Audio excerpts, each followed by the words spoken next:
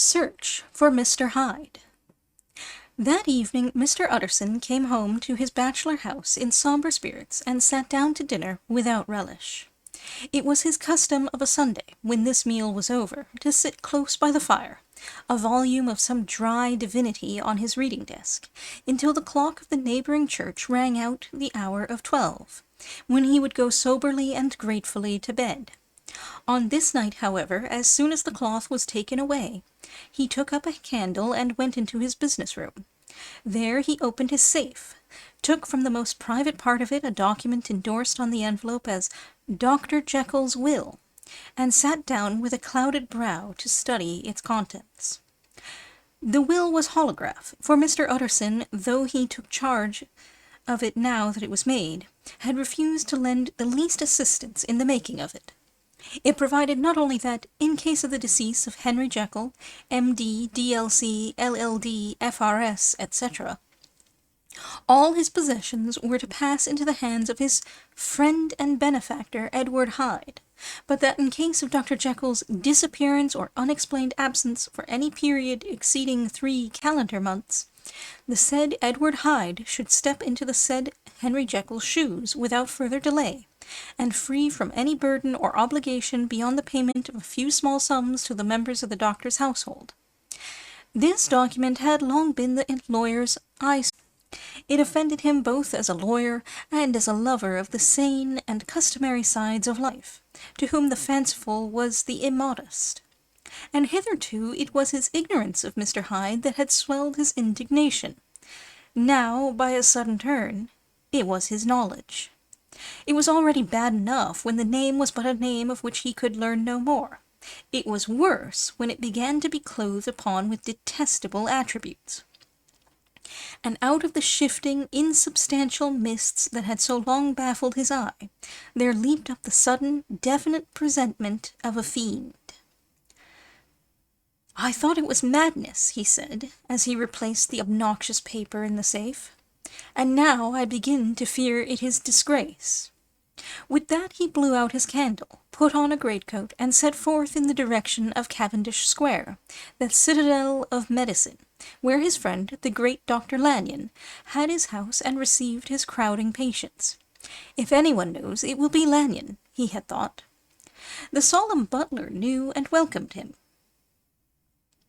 He was subjected to no stage of delay, but ushered direct from the door to the dining-room where Dr. Lanyon sat alone over his wine. This was a hearty, healthy, dapper, red-faced gentleman, with a shock of hair prematurely white, and a boisterous and decided manner. At sight of Mr. Utterson, he sprang up from his chair and welcomed him with both hands. The geniality, as was the way of the man, was somewhat theatrical to the eye, but it reposed on genuine feeling. For these were two old friends, old mates both at school and college, both thorough respecters of themselves and of each other, and what does not always follow, men who thoroughly enjoyed each other's company. After a little rambling talk, the lawyer led up to the subject which so disagreeably preoccupied his mind. "I suppose, Lanyon," said he, "you and I must be the two oldest friends that Henry Jekyll has?" "I wish the friends were younger," chuckled Dr. Lanyon, "but I suppose we are." "And what of that? I see little of him now." "Indeed?" said Utterson. "I thought you had a bond of common interest." "We had," was the reply, "but it is more than 10 years since Henry Jekyll became too fanciful for me.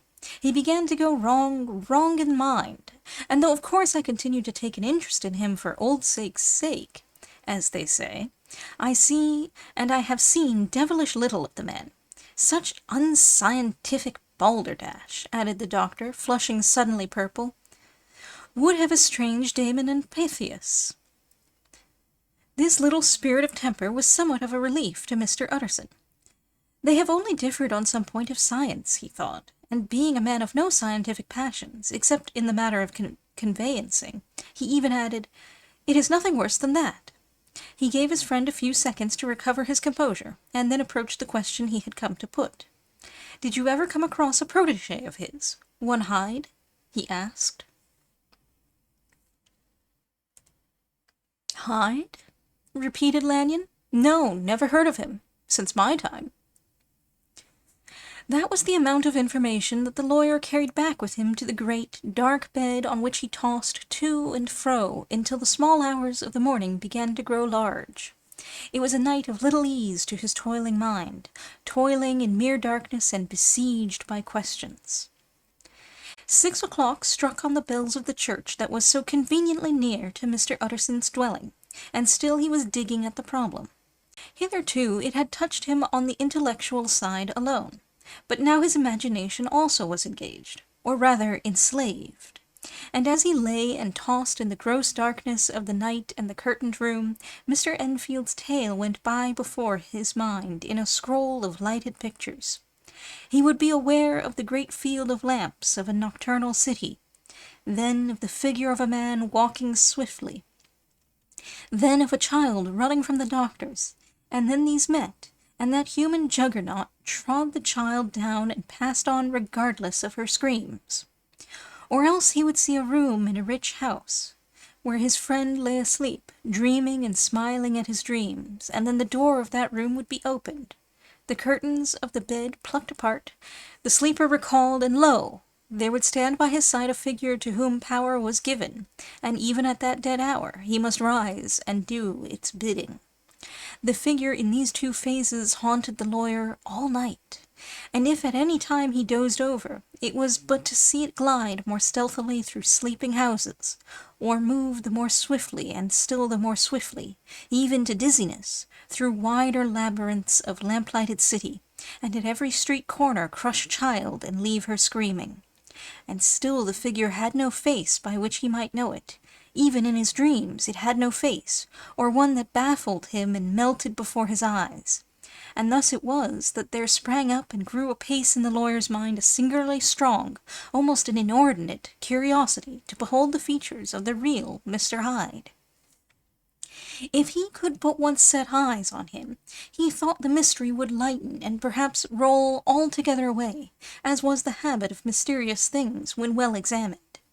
He might see a reason for his friend's strange preference or bondage, call it which you please, and even for the startling clause of the will. At least it would be a face worth seeing, the face of a man who was without bowels of mercy, a face which had but to show itself to raise up, in the mind of the unimpressionable Enfield, a spirit of enduring hatred. From that time forward, Mr. Utterson began to haunt the door in the by-street of shops. In the morning before office hours, at noon when business was plenty, and time scarce, at night under the face of the fogged city moon, by all lights and at all hours of solitude or concourse, the lawyer was to be found on his chosen post. If he be Mr. Hyde, he had thought, I shall be Mr. Seek. And at last his patience was rewarded. It was a fine dry night, frost in the air, the streets as clean as a ballroom floor, the lamps, unshaken by any wind, drawing a regular pattern of light and shadow. By 10 o'clock, when the shops were closed, the by-street was very solitary, and, in spite of the low growl of London from all around, very silent. Small sounds carried far. Domestic sounds out of the houses were clearly audible on either side of the roadway, and the rumor of the approach of any passenger preceded him by a long time. Mr. Utterson had been some minutes at his post, when he was aware of an odd light footstep drawing near. In the course of his nightly patrols he had long grown accustomed to the quaint effect with which the footfalls of a single person, while he is still a great way off, suddenly spring out distinct from the vast hum and clatter of the city. Yet his attention had never before been so sharply and decisively arrested, and it was with a strong, superstitious prevision of success that he withdrew into the entry of the court. The steps drew swiftly nearer, and swelled out suddenly louder as they turned the end of the street. The lawyer, looking forth from the entry, could soon see what manner of man he had to deal with. He was small and very plainly dressed, and the look of him, even at that distance, went somehow strongly against the watcher's inclination. But he made straight for the door, crossing the roadway to save time, and as he came he drew a key from his pocket like one approaching home. Mr. Utterson stepped out and touched him on the shoulder as he passed. "Mr. Hyde, I think?"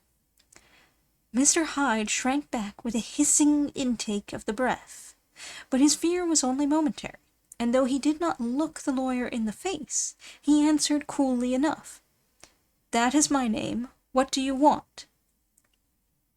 "I see you are going in," returned the lawyer. "I am an old friend of Dr. Jekyll's, Mr. Utterson of Gaunt Street. You must have heard of my name, and meeting you so conveniently, I thought you might admit me." "You will not find Dr. Jekyll. He is from home," replied Mr. Hyde, blowing in the key, and then suddenly, but still without looking up, "How did you know me?" he asked. "On your side," said Mr. Utterson. "Will you do me a favor?" "With pleasure," replied the other. "What shall it be?" "Will you let me see your face?" asked the lawyer. Mr. Hyde appeared to hesitate, and then, as if upon some sudden reflection, fronted about with an air of defiance, and the pair stared at each other pretty fixedly for a few seconds. "Now I shall know you again," said Mr. Utterson. "It may be useful." "Yes," returned Mr. Hyde. "It is as well we may have met, and apropos, you should have my address." And he gave a number of a street in Soho. "Good God!" thought Mr. Utterson, "can he, too, have been thinking of the will?" But he kept his feelings to himself, and only grunted in acknowledgment of the address. "And now," said the other, "how did you know me?" "By description," was the reply. "Whose description?" "We have common friends," said Mr. Utterson. "Common friends," echoed Mr. Hyde, a little hoarsely. "Who are they?" "Jekyll, for instance," said the lawyer. "He never told you!" cried Mr. Hyde, with a flush of anger. "I did not think you would have lied." "Come," said Mr. Utterson, "that is not fitting language." The other snarled aloud into a savage laugh, and the next moment, with extraordinary quickness, he had unlocked the door and disappeared into the house. The lawyer stood a while when Mr. Hyde had left him, the picture of disquietude. Then he began slowly to mount the street, pausing every step or two, and putting his hand to his brow like a man in mental perplexity.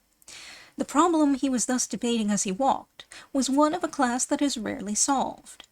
Mr. Hyde was pale and dwarfish. He gave an impression of deformity without any nameable malformation. He had a displeasing smile. He had borne himself to the lawyer with a sort of murderous mixture of timidity and boldness, and he spoke with a husky, whispering, and somewhat broken voice. All these were points against him, but not all of these together could explain the hitherto unknown disgust, loathing, and fear with which Mr. Utterson regarded him. "There must be something else," said the perplexed gentleman. "There is something more, if I could find a name for it. God bless me, the man seems hardly human.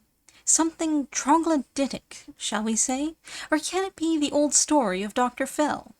Or is it the mere radiance of a foul soul that thus transpires through and transfigures its clay continent? The last, I think, for, oh, my poor old Harry Jekyll, if ever I read Satan's signature upon a face, it is on that of your new friend." Round the corner from the by-street there was a square of ancient, handsome houses, now for the most part decayed from their high estate, and let in flats and chambers to all sorts and conditions of men, map engravers, architects, shady lawyers, and the agents of obscure enterprises. One house, however, second from the corner, was still occupied entire, and at the door of this, which wore a great air of wealth and comfort, though it was now plunged in darkness except for the fanlight, Mr. Utterson stopped and knocked. A well-dressed elderly servant opened the door. "Is Dr. Jekyll at home, Poole?" asked the lawyer. "I will see, Mr. Utterson," said Poole, admitting the visitor as he spoke into a large, low-roofed, comfortable hall paved with flags, warmed, after the fashion of a country house, by a bright, open fire, and furnished with costly cabinets of oak. "Will you wait here by the fire, sir, or shall I give you a light in the dining-room?" "Here, thank you," said the lawyer, and he drew near and leaned on the tall fender. This hall, in which he was now left alone, was a pet fancy of his friend the doctor's, and Utterson himself was wont to speak of it as the pleasantest room in London. But tonight there was a shudder in his blood. The face of Hyde sat heavy on his memory. He felt, what was rare with him, a nausea and distaste of life. And in the gloom of his spirits he seemed to read a menace in the flickering of the firelight on the polished cabinets, and the uneasy starting of the shadow on the roof. He was ashamed of his relief when Poole presently returned to announce that Dr. Jekyll was gone out. "I saw Mr. Hyde go in by the old dissecting-room, Poole," he said. "Is that right, when Dr. Jekyll is from home?" "Quite right, Mr. Utterson, sir," replied the servant. "Mr. Hyde has a key." "Your master seems to repose a great deal of trust in that young man, Poole," resumed the other musingly. "Yes, sir, he does indeed," said Poole. "We have all orders to obey him." "I do not think I ever met Mr. Hyde?" asked Utterson. "Oh dear, no, sir. He never dines here," replied the butler. "Indeed, we see very little of him on this side of the house. He mostly comes and goes by the laboratory." "Well, good night, Poole. Good night, Mr. Utterson." And the lawyer set out homeward with a very heavy heart. "Poor Harry Jekyll," he thought, "my mind misgives me he is in deep waters. He was wild when he was young, a long while ago to be sure, but in the law of God there is no statute of limitations. Aye, it must be that, the ghost of some old sin, the cancer of some congealed disgrace, punishment coming, pede claudo, years after memory has forgotten and self-love condoned the fault." And the lawyer, scared by the thought, brooded a while on his own past, groping in all the corners of memory, lest by chance some jack-in-the-box of an old iniquity should leap to light there. His past was fairly blameless. Few men could read the rolls of their life with less apprehension. Yet he was humbled to the dust by the many ills he had done, and raised up again into a sober and fearful gratitude by the many he had come so near to doing yet avoided. And then by a return of his former subject he conceived a spark of hope. This Master Hyde, if he were studied, thought he, must have secrets of his own. Black secrets, by the look of him. Secrets compared to which poor Jekyll's worst would be like sunshine. Things cannot continue as they are. It turns me cold to think of this creature stealing like a thief to Harry's bedside. Poor Harry, what awakening! And the danger of it, for if this Hyde suspects the existence of the will, he may grow impatient to inherit. "Aye, I must put my shoulders to the wheel, if Jekyll will but let me," he added, "if Jekyll will only let me." For once more he saw before his mind's eye, as clear as transparency, the strange clauses of the will.